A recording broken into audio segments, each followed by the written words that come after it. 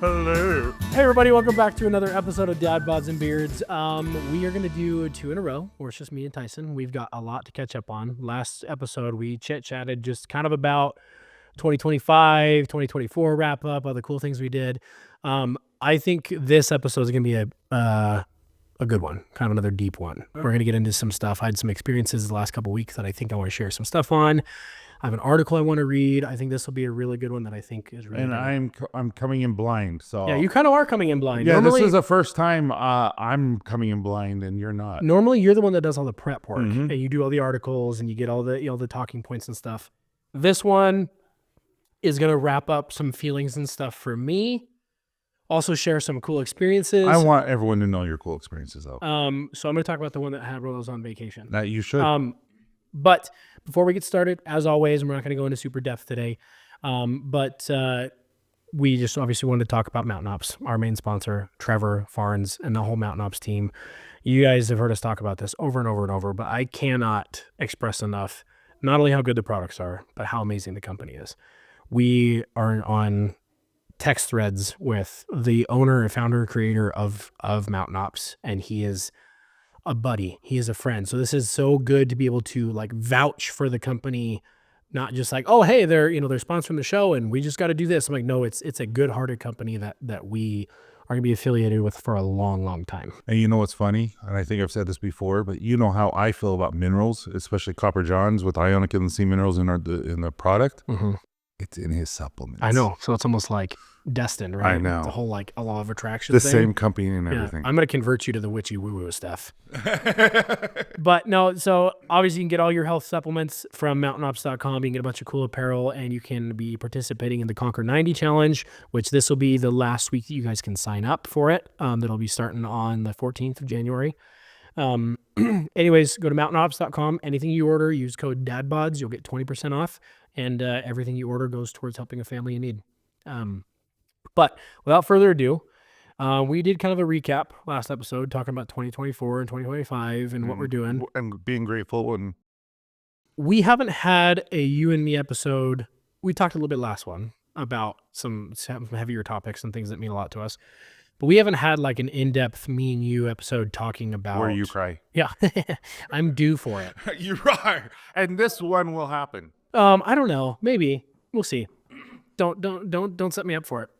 But if you don't, I will scream what I just screamed. You're like, I'm going to kick you under. No, you're like, I'm going to kick you under the table.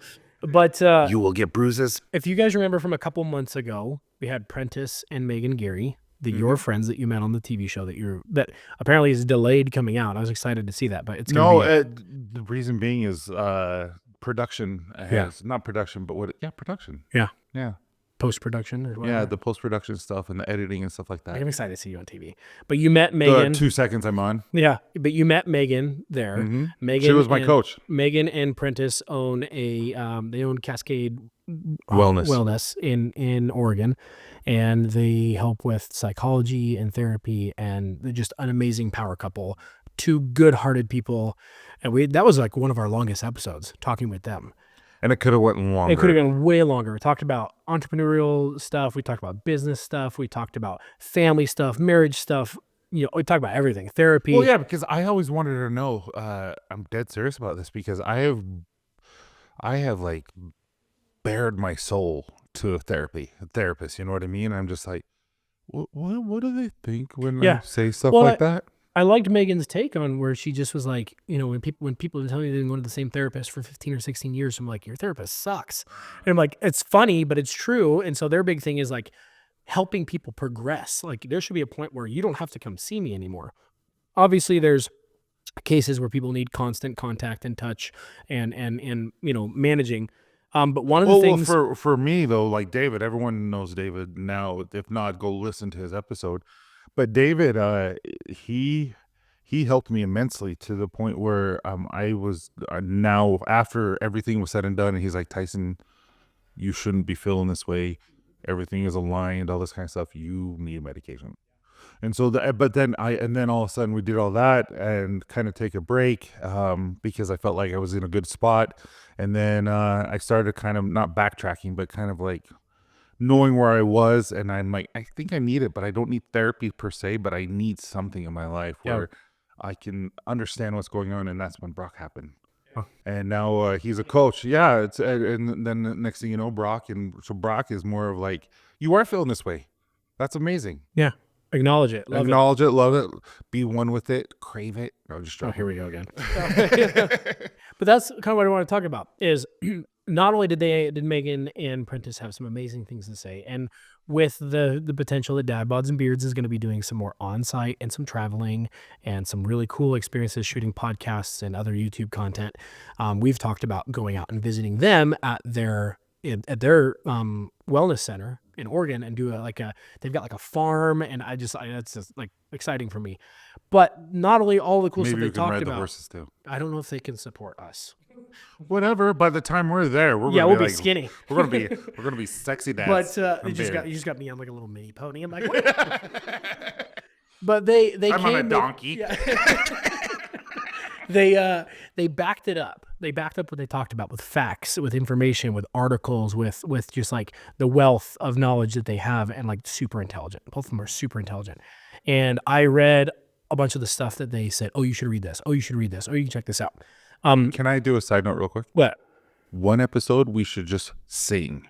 No, our whole conversation is just me and you singing. Nope. And not necessarily with you can go do that. I will respond. That's all. Dead serious. My mind just went there for a second. Like, we need to have a little. We need to have a singing. You need sesh. to up your ADD meds. But so one of the things I wanted to talk about was What do you want to talk about? Is an article that Don't they judge me, both everyone. talked about. No, you have a great singing voice. So Megan talked about I don't know if it's an article or an essay or whatever you call it. I'm not like a scholar by any means. I don't know what classifies one thing as another, but she read it and then she shared it with Prentice. Do you want me to tell you? And then he read it. What is it? Yeah, Mr. 5 Degrees. What is it? Is it an essay? A peer review journal is where you are the master in that field, and then you go get other masters in that field, and they all collaborate and they do the research that you did, and they back up your research with their research. An article is just you. Okay, cool. So this was written by a woman named Elizabeth Gilbert. It's called Not This.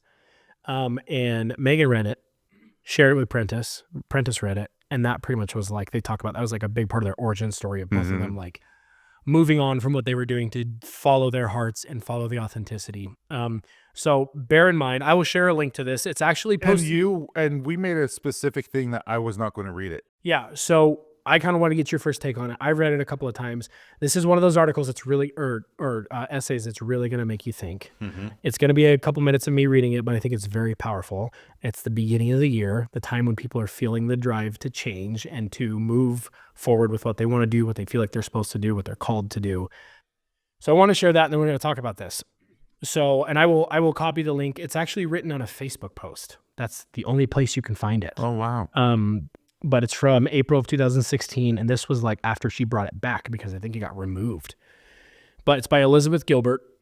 It's called Not This. It says, "Dear ones, most of us at some point in our lives, unless we have done everything perfectly, which is nobody, will have to face a terrible moment in which we realize that we have somehow ended up in the wrong place, or at least in a very bad place. Maybe we'll have to admit that we are in the wrong job, or maybe the wrong relationship, with the wrong people around us, living in the wrong neighborhood, acting out in the wrong behaviors, using the wrong substances, pretending to believe things that we no longer believe, pretending to be something that we never meant to be. This moment of realization is seldom fun. In fact, it's usually terrifying. I call this moment of realization Not This. Because sometimes that's all you know at such a moment. All you know is not this. Sometimes that's all you can know. All you know is that some deep life force within you is saying not this, and it won't be silenced. Your body is saying not this. Your heart is saying not this. Your soul is saying not this.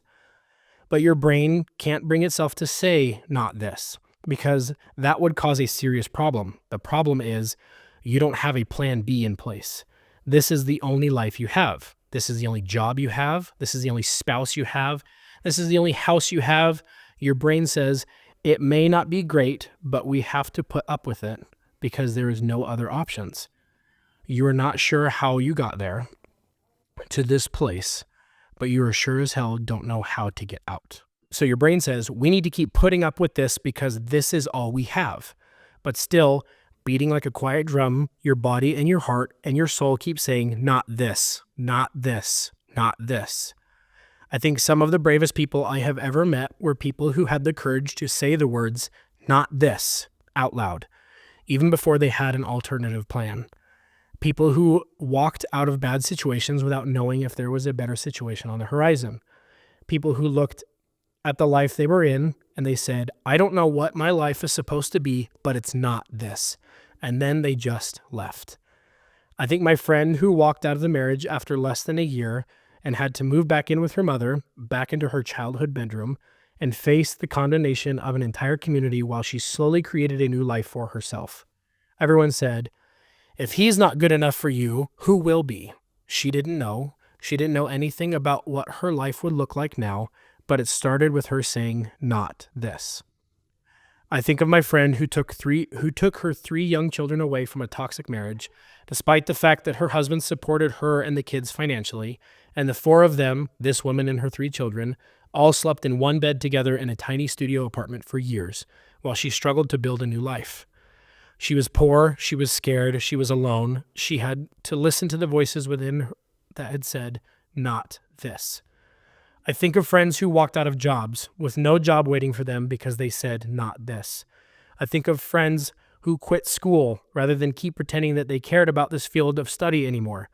And yes, they lost the scholarship. And yes, they ended up working as a fast food restaurant worker while everyone else was getting degrees. And yes, it took them a while to figure out where to go next.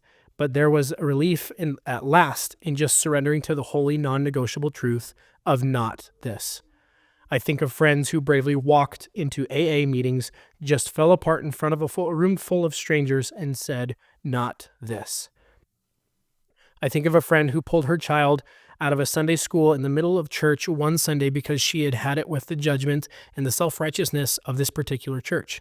Yes, it was her community. Yes, it was her tribe, but she physically couldn't be in that building anymore without feeling that she would explode.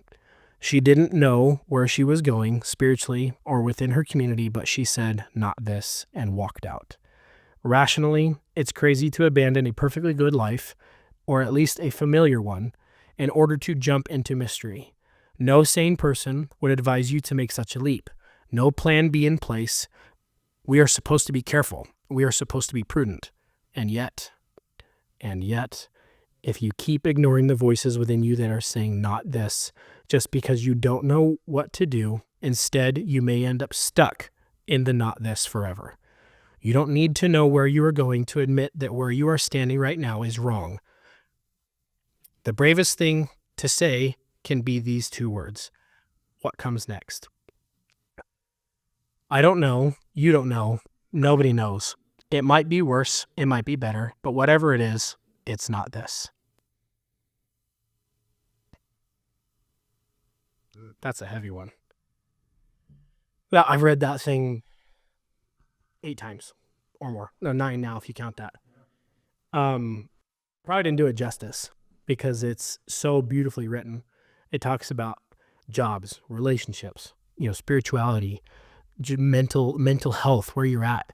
And I think that so many of us experience not this, but like it said, I don't know. I'm not too scared, but you're just like, well, I'm stuck. I can't. I was on that when it comes to the mental aspect, where it was just like, not this. When you have a daughter who she has come out publicly on some things, and so, but where, she was in a really bad spot where she might not have been here if it wasn't for a mother who checked on her one night. And realizing that I played a part in it, not because of without not loving her, it's just the way who I was and all this, and being down. And I just, when all this stuff happened, it was really just like, it's not this. Like, I can't keep doing this. This is not okay. And so I started therapy, and come to find out there was a deep rooted issue in my life that I had no idea. Yeah. And then, then financially, we were in a hardship from 2012 to 2020. No joke. Like you lose your job. It takes so many years to get back to where you used to be. And like I said before, we were it's like we can't keep doing what we're doing. We can't. And it's just like not this anymore. Like this can't be my life. This cannot be it anymore. And so Candace and I started Copper Johns because it's just like it's scary. Yeah. It's very like terrifying. and it's like you don't know what you're doing. You don't have a freaking clue what you're doing. You just know you have a product. That's not a business. And but it's just like not this.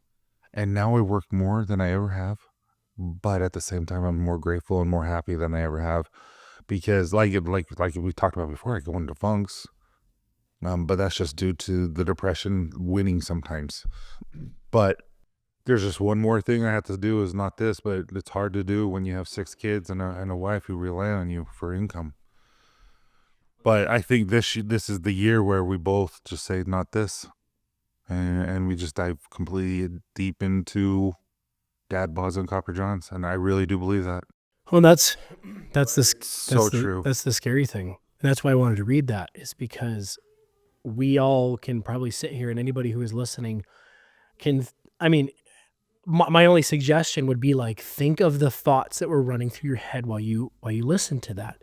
What were the things what were the not thises that were coming to your mind? We were talking about religion, and I have very close people that were going to listen to this, and I'm going to say something. They're going to like, wait, what? I was struggling with my faith for a little bit. Candace, she probably doesn't even know to the full extent. I was just going through the motions because I loved her and I loved my family and I knew what we were doing, but I was struggling. And what would you say, about a year? About a year it was now? right. Well, probably 2 is like right after we met. Yeah, no, but it's been about a year. Oh, some things have been better. Yeah. Yeah, I just. Well, and sometimes not this doesn't necessarily mean quitting. No. What I mean though is like, I had a realization and I had a spiritual experience where I'm like, what I'm doing, where I'm kind of headed towards, was not this. Yeah. So that's the cool part of why I like that. Oh, I like that essay, is that not this can take on almost any definition that you need it to be. And the big thing that I took away from that is that the author of the not this in your life is your intuition. It's your conscience. It's your gut. It's the things that fear aside, that this, like Brock says, this character that I'm playing right now is not who I want to be at my core. And sometimes there are certain things that happen where I'm going to say it from a father's perspective and husband's perspective and things like that. Like you can't just pursue the not this right that moment. Yeah. Sometimes it takes a long time to get there. So I don't want to give anybody the impression of like, go quit your job right now, or go end your marriage right now, or things or go end this situation, or leave that religion or thing. My thing is just kind of like, honor the thought, honor the feeling. Don't shut it out because society or people or somebody is saying that, like, okay, if you're feeling like, okay, my relationship right now is not this. Okay. Then decide from that point, is it worth working on? Is it worth saving? Is it worth trying to get past the not this and back to this? This is what I need. This is what I love. This is what I want.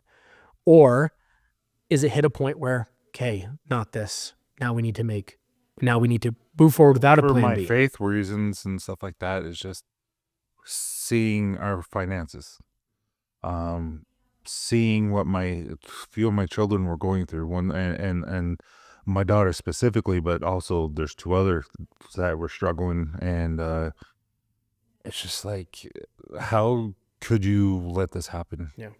And it's just like,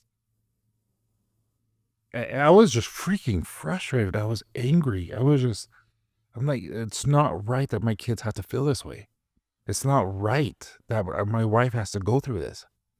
Like, because I've never seen anyone love her kids more than my wife loves ours. And I'm sure every mother. Sure, but that's the way that that's how I see it. And because I've seen her and I know how she is and I know how she feels towards them. And it's just like, no mother should go through that. Well, and I'm glad you brought up the faith thing, because we actually need to have a whole episode on this because this has been a big part of my story over the last 4 years. But I was raised in the same religion that you still are in. Mhm. A few years ago, after some situations, my wife was the strong enough one to come to me and say, "Not this," and that gave me permission as the husband, the father, the patriarch of my home, the leader of my home, to like listen to my own feelings, because I was feeling like, well, if I say not this, I'm going to be a failure. If I say this, not this, I'm going to be letting my family down. I'm going to be letting everybody down because I'm supposed to be the rock in this faith experience. And I'm not going to get into specifics or anything like that because I don't think it really matters. I think it comes down to each individual person. And she said, for us, for me, not this. And that gave and held space for me to like latch onto my wife's strength and honor that for myself. And since that decision, we got closer. Our marriage, our relationship, our family got closer, and we're in a better space for us. And my big thing in all of this, and I think we need to have a conversation because this is a major part of our friendship for me, is the fact that has never been an issue for you. Hmm. And I've never felt that from you in the slightest, because you are more worried about me and my happiness and my mental health and my life progression than me, following a certain path or following a certain belief standard or whatever. So that's one thing that I've actually been holding in for a long time. In recent weeks I've kind of been allowing myself to speak about it more, because there's been a lot of people in my life that didn't know that. But I knew that where I was currently at was not this. No, this is not something I'm hiding anymore. I'm just avoiding certain hard conversations that didn't actually end up happening. So I'm like, hey, not this anymore. This is genuinely who I am, and I don't feel ashamed of it. But with that said, dialing back even a few more years, I'm realizing now, in the moment, I didn't see it this way, but I think subconsciously I'm realizing that when I was placed in the psychiatrist's office and I'm sitting here being told all these things. They had to clothe you. Yeah. Yeah. And I'm standing there in the psychiatrist's office and being told all these things about my mental health, my mental illness, and things like that. I'm realizing like the long road that this is going to be, or where I can end the road and not have to deal with it. For a long time, my not this was, I don't want to live anymore. Mm-hmm. Like, not this, what I'm putting Chelsea through, what I'm putting certain people through, not this. And it was just the chemical imbalance. It was the hard stuff that's just like, I was shutting down. I was being numb. I was suicidal. I was all these things. It just was all these, not this, all the time, because I wasn't in the right headspace. I didn't have the right chemical balance. I was taking the wrong medication. I was falling apart in so many different ways. But looking back now, I can see that my head was just full of not this, realizing that like, this isn't the me who I know I'm supposed to be. This isn't, I mean, obviously bipolar is a huge part of me. And I'm, believe it or not, I'm grateful for my mental health struggles, my mental health journey, and even my mental illness, because I wouldn't be the guy I am today with what we do and my platform and things like that if I didn't acknowledge it and I didn't experience what I experienced. Well, I think that's every trial that a person goes through. You can either make it a power, or you can make it diminish you. Mm-hmm. And I think seeing my mom go through her physical illnesses, not like it's been nonstop with chronic pain and things like that. You just see her deteriorate and you just feel horrible for her. But because of that, she has so much more empathy, and because of that, I have more empathy. Because I lost my job, I have more empathy. We've talked about this before, about like the different times that people have helped you in a situation and wanting to pay it forward. It's like I said, bringing buckets of water back on people who are still in the fire. One of the things I wanted to talk about is going back. I realized there was a series of not this moments that were said for me by other people, going back to October 16th, that night. Ooh. And not of this last year, but of 2017. That was the night of my full mental break. I was convinced in that time frame that I wasn't going to see another day. And I'm very blessed that people were there to help you. Oh, well, thank you. And so I to really quickly recap and not go into the full story, I was staying at my parents' that night because I was showing some very clear signs of mental health issues. I was hallucinating. Things just finally fell apart after years and years and years, like decade plus. Well, maybe not a decade, about that. I was 27. And I was staying at my parents' house that night because my dad was going to take me to a psychiatrist appointment in the morning. And I had a mental break and I disappeared. I blacked out. I don't remember leaving. I don't remember what necessarily triggered me that night. Finally, I think it just was the whole, I'm a full grown man with a wife and a daughter, and my wife is pregnant with our son. And I'm staying in my mommy and daddy's house in my old bedroom, getting ready to go see a psychiatrist. And I was not a mental health nerd at that time. I was the furthest thing from it. I was toxically masculine, and it was not working. It was the farthest thing from working. I was ruining everything. And I think I just snapped, and I was done. I'd written my third suicide letter to my wife, and I was getting ready to leave them for her to see, and don't know where I was going. I woke up about just under 3.5 miles away from where I was supposed to be. And I ran down, this is back in Sacramento, ran down a dark 2-lane road with no sidewalks, just ditches, no lights. Ended up at a pharmacy parking lot. And obviously my family's out looking for me. My wife's at home. I'm like 40 minutes away from my house because my parents were where they lived at the time. And my phone's dead. There's a guy in the parking lot. It's late at night. Pharmacy's closed. I think the guy's waiting for his wife to get off her shift or whatever. And I somehow get the guy to let me use his phone. I must have looked insanely crazy. I call my wife, and that was kind of the first not this, because I started to try to reason with her. I started trying to rationalize, oh no, I'm fine or whatever. And she's like, no, you're not. She's like, this is not fine. This is not okay. Not this.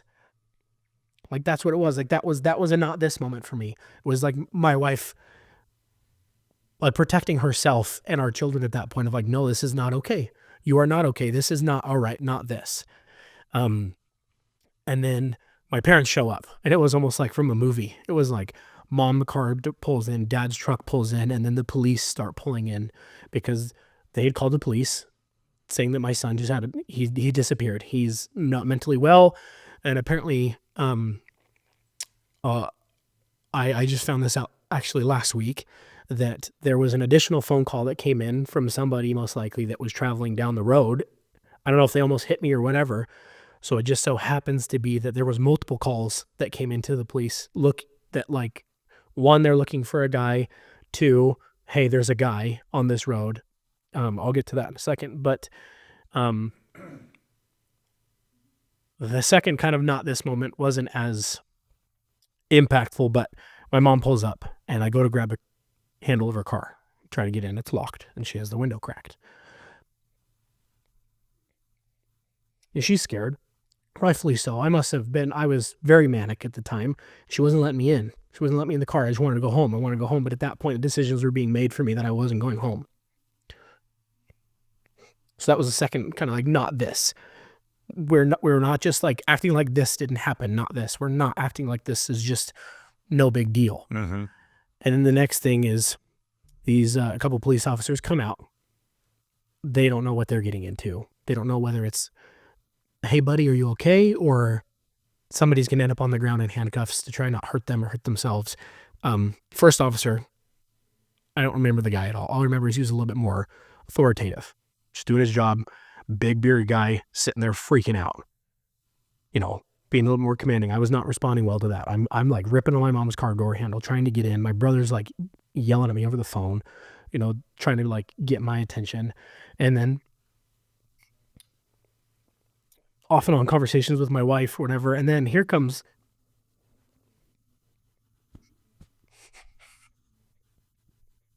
somebody I didn't realize that I needed in my life, and would become another part of my life down the road, was an officer at the time. Her name was Katie Cooley.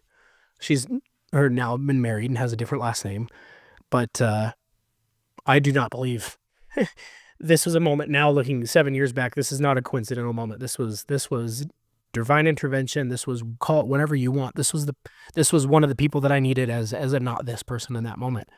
She showed up, and I don't remember everything that was said. I don't know how she got me to voluntarily take a ride with her to the hospital that night. I don't know what she said. All I know is I just felt different. She helped me come down. She helped me like realize that like I had a lot to live for, and that I had so much going for me. Even though she didn't know me, she was just able to kind of get me to this point where I was like agreeing to get in her car and she could drive me to the hospital. She's like, I can get you into the back door. No one has to see anything. I can slip you in. You'll get into an emergency room right away. And we ended up talking the whole way there, and she stayed in the room with me. She was already past her job. She'd already done her thing. She got me there. She diffused the situation, got me in the bed. Nurses are coming in, starting to do all that stuff. My dad shows up. She could have left. She could have gone, but she didn't. She stayed there. She wanted to make sure I was okay. And I regret not having it with me right now. It's in my truck. But she gave me her business card, and she said, I want you to call me in 5 years because you're going to...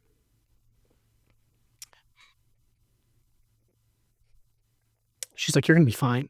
She's like, I got no doubt. She's like, you've got an amazing wife. You've beautiful children. I must have been telling her all these stories on the way to the hospital.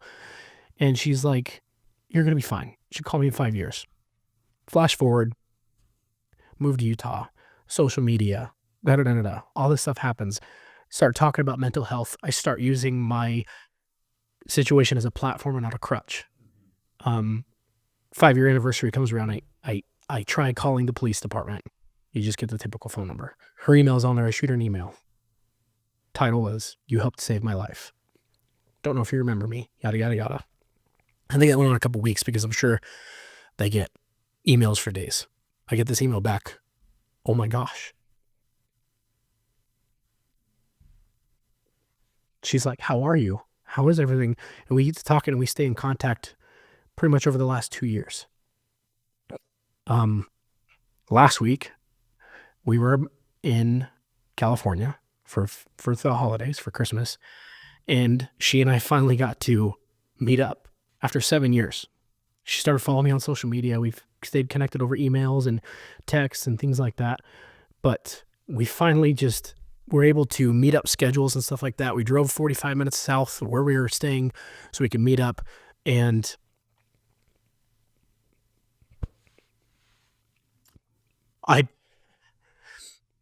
that was one of those, it was one of those hugs where it just was like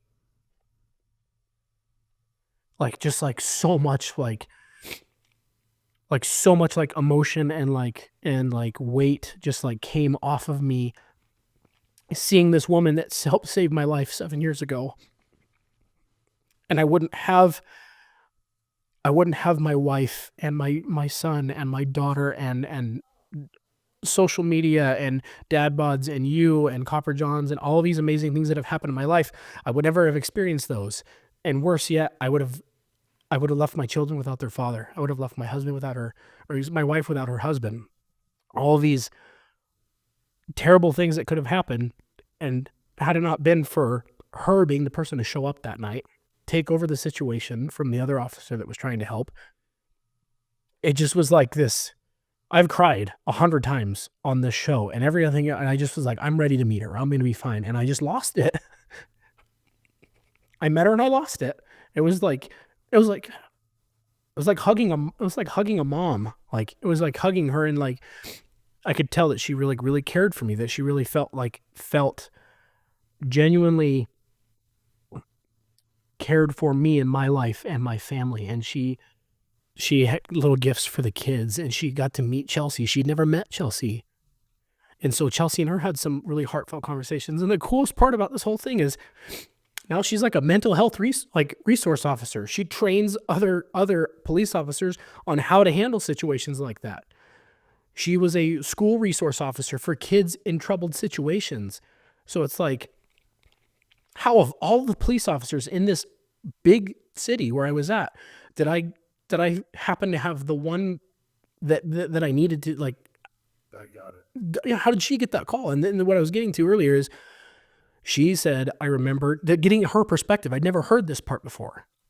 So we were talking kind of about that night, and she said, well, I remember getting the call come across saying that, hey, there's a man missing in his late 20s that's having some mental health crisis or whatever. We can't find him, and he's roughly in this area on foot. Mind you, I'm 3 miles away from where that call came in at. And she said, I remembered also getting a call that, hey, on this road, there's a man running down the wrong side of the road on a road you don't run on. It's 2 lanes, ditches, no lights or whatever. And she said, I just kind of put 2 and 2 together, and we went kind of in that area. And she's like, and that's where we put 2 and 2 together. There's a man in this pharmacy parking lot. So just kind of, she had the wherewithal to put all these things together of like, this is probably the guy we're looking for. Long story short, she's going to probably be on the podcast soon. Her name is Katie. We've stayed in touch, and we probably stayed there for over an hour talking. She needs to come to the Logan's run. Yeah, which in October, on the anniversary or thereabouts the anniversary, which is basically almost like a 5K. Yeah. We're gonna do something called Logan's Run. And Mountain Ops is going to be involved It's too. going to be a mental health based charity event. She wants to come run it with us. She wants to come be a part of it. We should get Nerd HQ involved with the therapy. The whole point of all of this is that I felt in that moment that I was done, mentally, emotionally, physically, everything. I was done. That was me saying not this in that moment, but I had the wrong answer at that time. I had my wife and Katie and a few other select people that were saying not this for me, making those decisions for me because I wasn't in the headspace to make them for myself. And I'm eternally grateful to the love and the patience and the pain that my wife experienced alongside me to get me where I'm at today. And for, call it whoever you want, God, universe, source, creator, whoever, putting Katie in my path that night, because I wouldn't be here, because not even my mom and dad in that moment could get me to come down. The only person that I was hearing aside from Katie was my wife over the phone. Everybody else was just static to me. So my point being in sharing that whole story is that it's not always going to be this big moment of kind of like, not this. And then you go out and you find the dream job and you live this and everything's perfect. No, sometimes the not this really hurts. It just means that like whatever is going on right now, like this may be a part of your life, but it's not where you're going to spend the rest of your life. So first, thanks for sharing. I know you sent that video, which by the way, whatever you want to share on social media, you should, because that was amazing. Yeah, you got some cool videos. But that was very personal. So when you shared that with me, I showed Candace and she started to cry because it's a really cool moment. And I was grateful that you got to experience that and you got to share that with me. But second, we 100% have listeners who are in a funk right now. Yeah. Who are in very, very depressed, don't want to be here anymore. So how can you tell a difference of the not this that's a positive in your life or not this that's a negative in your life? Because at the moment during that time in your life, that not this was not the not this. Yeah. And so you had to have people intervene where it says, no, you're not, this is dumb. Like you're not being wise. How can you tell a difference? I think everything's honestly, and this is not the part of the answer that you were probably hoping for, or anybody else, is like it's a very case by case basis, I think, because obviously I wasn't in a headspace to be making any decision. Well, that's what I mean, is there's going to be some people who are not in the right headspace, but they feel like, I need to leave my wife. And I'm like, no, that's not the answer. Well, and sometimes there are people who try to make decisions for you that those may not be the right decisions either. So that's what I'm saying is like, so that's where it's like, it took me, I don't know, 3 years probably to start thinking clearly. And it took me 7 years to this point to fix some problems, some financial problems that caused when I was just completely manic. And I think that the times that I can look back at the things now that are positives that have come from that night, it came from a regular reoccurring thought of not this again. So when those opportunities presented themselves, there's a lot of times that I made the wrong choice again, or made the wrong decision again. But I think in the back of your mind, if you keep hearing the not this, you have to keep trying. You have to keep looking for a different solution. Obviously, there's situations where people end up where they got to get out now. They got to do something now. And I feel for those people. But the thing is if like I'm realizing the more that I focus, so going back joking about the ornament that my wife got me that says self-love club, it's kind of a funny ornament, but there is so much truth to it of like, dude, I love, this is going to sound bad, I love how uncomfortable we make people sometimes, especially men, when you start talking about self-love and self-help and self-preservation and just self-improvement and mental health awareness, because it's like your body is almost kind of like, this makes me so uncomfortable because I don't want to talk about it, because you need it. Trained it. Because men have obviously been trained to not want to talk about those things, but it's like, it makes you uncomfortable because it's like, that's going to require some work and it's going to require a lot of effort. It's just more that you have to do. Yeah. So it's like, I am unapologetically, and I could have said this 100 times over, you can call me weak or you can call me whatever you want. My life is unanimous, my life is like, my life is undeniably 100 times better, if not more, than it was when I thought that I was doing everything that a man was supposed to do. Because I was making mistakes over and over and over. I wasn't asking for help. I wasn't being vulnerable. It's not what I've learned. First, I have two things. First, it's not weak, and it's actually pretty cool. It's not selfish taking care of yourself. It's not selfish taking time to go for a walk or go to a movie by yourself. I know that sounds weird, but it's not. But it's okay to take care of yourself.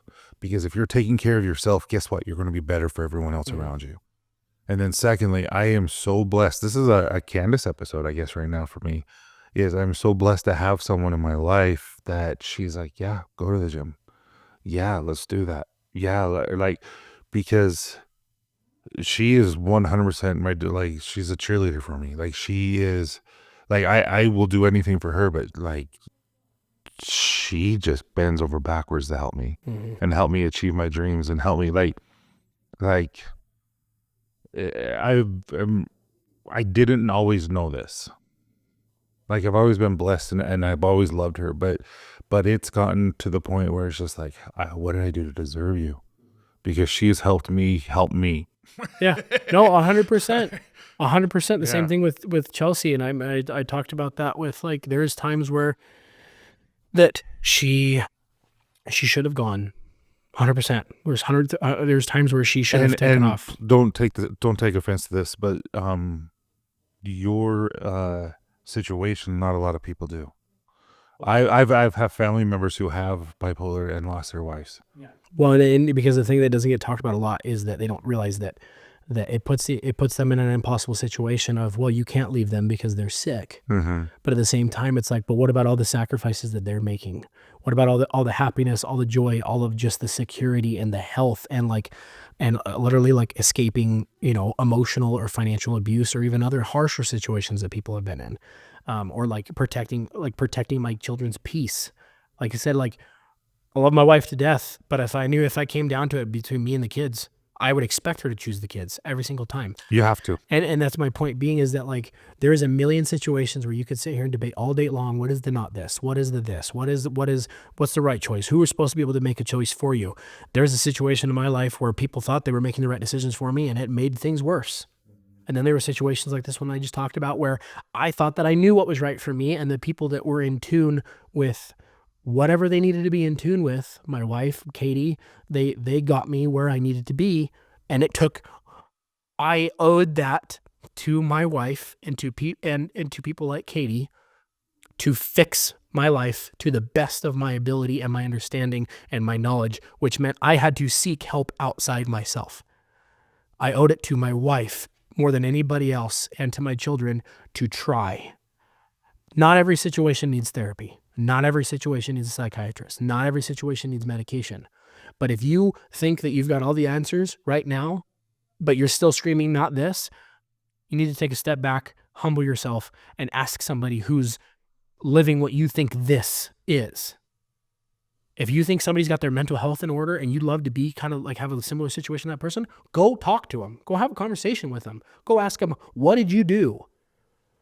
Like sometimes, and this is maybe talking to people that have a situation or somebody in their life, a man, or woman or whatever, and maybe speaking primarily to men. If you feel like you've got somebody in your life that might be struggling with something, they may not need therapy. They may not need a psychiatrist. They may just need recognition and love from you, of like you acknowledging that they are fighting and battling something every single day for you, for the family, for, like a wife acknowledging and appreciating something that her husband does. Like that might make the difference in the world. Like go see what his love language is and help him out a little bit. And then same thing, vice versa. Guys, if you notice that your partner, your wife, your girlfriend, whoever is struggling, like, come on, it's at some point you knew. Why is women's tend to be always service? It drives me freaking bonkers. Because I'm like, I don't want to clean the house. I want to cuddle. Whoever created human beings, that's just like a sick joke. I think like men just want physical touch all the time, and like. But my point being in all of this is that like there is enough people out there telling you that what you're doing, what you're thinking is wrong. I feel like I'm gonna get on the soapbox here for a second, and I'm not gonna do the thing that you hate that I do. I've lived a hard enough and fought a hard enough journey that I can promise anybody who is listening, when you have a moment of clarity, even like a moment of clarity, whether it's from a meditation situation or like medication or whatever, you at your core are going to know what not this is more than anybody else. And you owe it to yourself to follow that and to pursue that and to figure out why it's not this, and then make the leap one way or another. I'm not saying quit your job right now. I'm not saying leave the marriage right now. I'm saying honor your own feelings, because at the end of the day, whatever your belief is, whether it's some kind of creation moment or straight up to atheists, you have something inside you that no one else does, which is a knowledge of yourself. You have your intuition, you have your gut, you have your conscience, you have, or call it, spiritual guidance from someone or something. It doesn't matter. You have a voice inside you that is telling you something. And I promise you, as a guy who has spent a lot of time trying to listen to that voice, my life has gotten immeasurably better. It's gotten immeasurably harder at the same time, because sometimes as you swim upstream, it gets harder. But then when you get to that spot upstream, you're like, man, that was really worth the fight. And then you're like, and that's where we are right now. And then you're like, great. There's another freaking waterfall up there that I got to get up. But then it's even better at the next stage. And sometimes you're like, well, not that great up here. We'll see what the next one's like. My point being in all of this is that people need to stop looking for answers outside of themselves as much as we do. I think that at the end of the day, if you got to put in the work to get there, whether that's meditation, whether that's prayer, whether that's reading, whether that's breath work, whether that's medication help or doctor help, friends help. Well, like you said, go to the gym, get out and go walk or whatever. Put your phone down for 15 freaking minutes, listen to a book. Try to listen to who's on the inside talking to you, because it's yourself telling you what you need to hear. You know what? Since the first Connect and Conquer, where we did that retreat, where I did that retreat while you were in Lake Tahoe pooping in it. It was a really rough time. I have learned what my core is, which is my family. Like, I've always thought about. I felt it. Like, I felt it, and I've really, really, really tried to be in the moment, because it was always like, well, I can't wait. I can't wait till this happens. I can't wait. And now it's like, I'm okay with. I'm enjoying this right now. I like this. This is fun. Well, it's like what Trevor says. Win the weight. Yeah. Right. Like you got to like. Oh no, business wise, it sucks. But family wise, like business wise, it's just like I'm just ready to explode. Like, you know what I mean? And I'm ready just to go to that next level. But family wise, I am very, very content, and I'm very, very happy with just being there. Yeah. And sometimes you're just like, can you guys not fight today? Yeah. I love you, but I love you. and then the biggest thing I want to portray in all this is I know we're gonna probably be wrapping up here in a minute. Yeah, we're just rambling. Yeah. And I'm showing a leg for some I don't know what the heck you're doing. Hello. But I think that to wrap this up is like, I don't want to ever portray that we have all the answers. Not even I want remotely. this to be a situation of like, I take, I don't want to say offense. I take issue with people who come across like they have all of the answers. You know what I mean? Like, Yeah. I love listening to certain people. I have my motivational people that I listen to, but at the same time, even my favorite people that I listen to, their books, their podcasts, whatever, there's times where I'm kind of like, because this is the beauty of it. There is no one right answer to everything except for like a couple of moral issues that like, no, yeah, probably shouldn't. Like everybody's pretty, adamant about that. And if you're not, you need some help. My feeling is that like this life is to be experienced on such an individual basis, and then choosing who your inner circle is, but also understanding that all of those people inside your inner circle are living their own individual lives, and you owe it to yourself to become the best version of yourself you can, no matter how hard it is to get there, because you will immeasurably send that ripple out, and you will you'll draw the things back into you that you need. Like you'll improve the relationship. You'll improve so many other things in your life if you are just trying to improve yourself. And sometimes those improvements don't look like necessarily like an improvement right off the bat, but you have to be willing to push forward if you want to, like, or like it said, you could just be stuck in the not this for the rest of your life. And we all know people that lived a whole life of not this, but never acted on anything.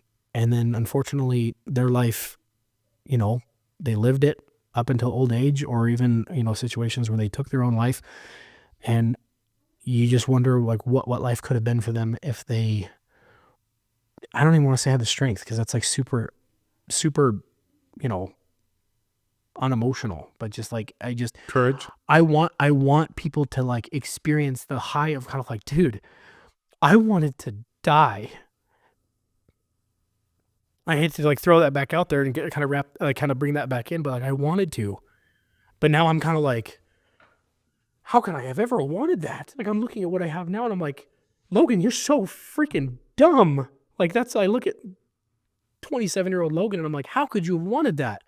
Look at your wife, look at your kids, look at your friendships, like look at these things, look at the people that you are helping.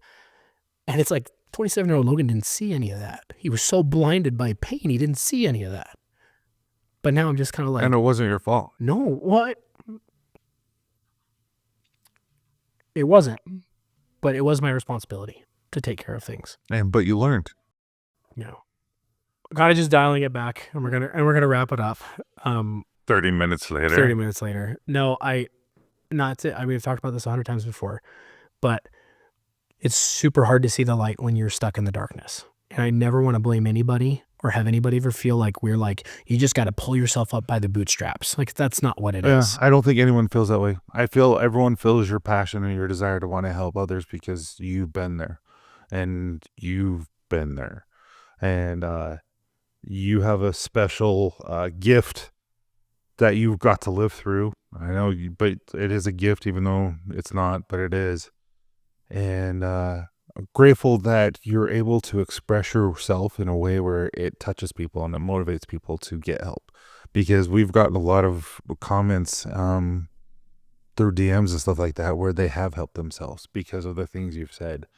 And I'm grateful. I'm a better person because of you. I'm a better I'm a better father. I'm a better friend. I can open up more because of you. And so I think who you are is amazing, and I'm grateful that you keep sharing. And so don't ever change unless, you change for better or whatever. I don't know. Thanks. No. Yeah, I that's just the message. We need a little Sarah McLachlan music in the background. But no, it means a lot to me that I can open up and share this stuff. And I do it not because I'm looking for attention. I do it because I wish that I could go back and say this to Logan when he was. What's funny is no one can see. Like I kind of give you a smartie every time you share your emotions. Yeah, like it's just like a reward. Yeah, Here's a smartie. Yeah.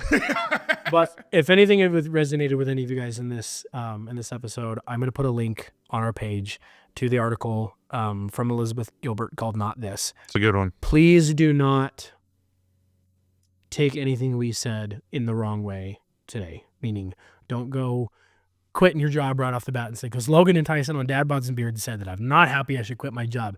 The point of that You still have responsibility. Yeah, the point of that article is for you to pay attention to who you are on the inside. Who the person who is inside your head, which is yourself, is who you need to be listening to above anybody else. So go check that out. Read it a couple of times. Make sure you're in the right mindset or the right headspace to read it. Try freaking meditating for 15 minutes. Clear your mind and then go read it. And I feel like this is fitting kind of for this episode. I don't know why we never even say this very much before, but if you or anybody that you know is struggling with some mental health or some mental illness issues, please, like, if you don't feel like you have anybody in your life that you can reach out to, like, please send us a message. You might get like 30 voice messages from me. Yeah, like I just showed you last episode. Tyson shared about a conversation he had with a complete stranger on social media. Your life is worth living. You are immeasurably valuable. There is nobody else like you. And I'm not just saying that because this is what you're supposed to say in this situation. I wholeheartedly feel that because I remember what it feels like to feel like I was nothing. And how I feel about myself now means more to me than anything else that I've experienced because I know who I am. I love myself and I know what I'm capable of. And I know that now I have this calling to help people try to find that in themselves. And I'm grateful for this platform, for you, and for all the experiences we've had along the way. Yeah, you're okay. No, but with that, I think we're going to wrap it up. You're going to call me later. Like, I'm sorry, I wrote all that. I will. No, but I'm going to ignore your phone call because this is the dynamic is that at the end of the day, guys will take these hard situations and then they'll end up joking about it. And we wrap everything up with humor because it makes us just kind of tie a little pretty bow on it. It feels good. Wait, I was just like, wait, so are you saying I'm the bad like, what? No, I'm saying this is innately what we do. Even though you and I have done all this self-healing, we still have moments where we're like, okay. Emotions. So, but no, thank you guys for just giving us a voice. And I'd say the challenge for today is, like I said, read that article. Listen to yourself. Listen to your heart. There you go. Shut up. There you go. But thanks, guys, for another. There it goes again. Put your pants down. We'll see you next week. Emotions. What? We need to have a singing sesh. Like a reward. Okay, cool.